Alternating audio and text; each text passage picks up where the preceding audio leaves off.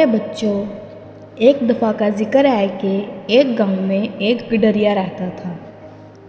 गडरिया रोज़ जंगल में अपनी बकरियों को चराने जाता था।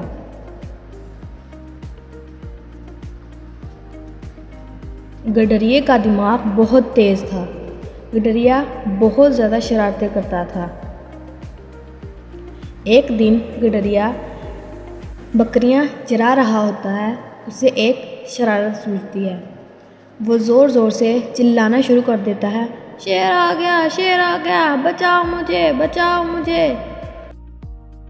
शेर आ गया, शेर आ गया, मदद करो, शेर आ गया, शेर आ गया। लगता गडरिया बहुत बड़ी मुसीबत में आ गया है, हमें उसकी मदद करनी चाहिए। शेर आ गया, शेर आ गया। भागो भागो, शेर आ गया, शेर आ गया। जब गांव के लोग वहां पहुंचते हैं तो वहां कोई शेर नहीं होता। गांव के लोग बहुत मायूस हो जाते हैं। गडरिया उनको देखकर हंसने लगता है और कहता है, मैं तो मजाक कर रहा था। सभी लोग उल्टे पांव अपने अपने काम में लग जाते हैं। अगले दिन सुबह गडरिया बकरियां चराने जाता है। उसके दिमाग में फिर पहली शरारत सूझती है। वो चिल्लाना शुरू कर देता है, बचाओ बचाओ, शेर आ गया, शेर आ गया।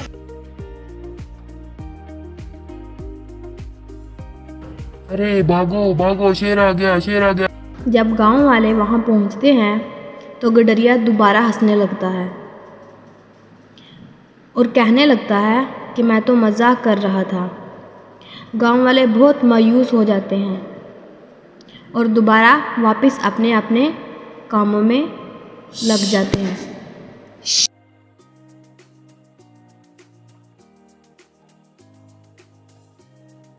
अगले दिन गडरिया फिर शरारत करता है और कहता है, बचाओ बचाओ, शेर आ गया, शेर आ गया।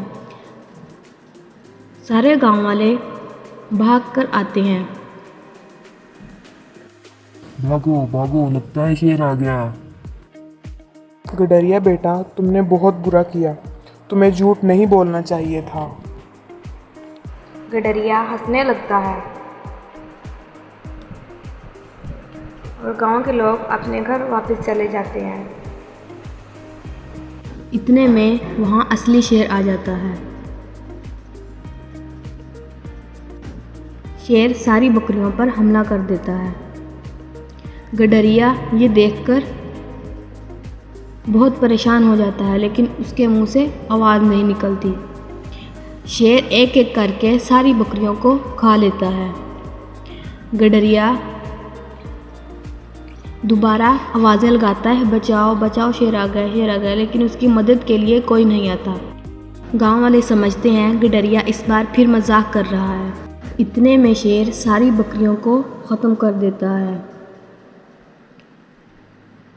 और गडरिया आवाज़ें लगाने लगता है, बचाओ बचाओ, शेर आ गया। इस बार सच में शेर आ गया, लेकिन गांव वाला कोई उसकी आवाज़ नहीं सुनता।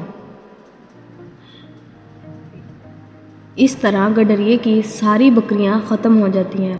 गडरिया ये देखकर बहुत परेशान होता है और सोचता है कि अगर मैंने झूठ ना बोला होता तो आज मेरी बकरियां ज़िंदा होती। गडरिया अपने किए पर बहुत शर्मिंदा होता है। बच्चों, इस कहानी से हमें ये सबक मिलता है कि हमें कभी भी झूठ नहीं बोलना चाहिए।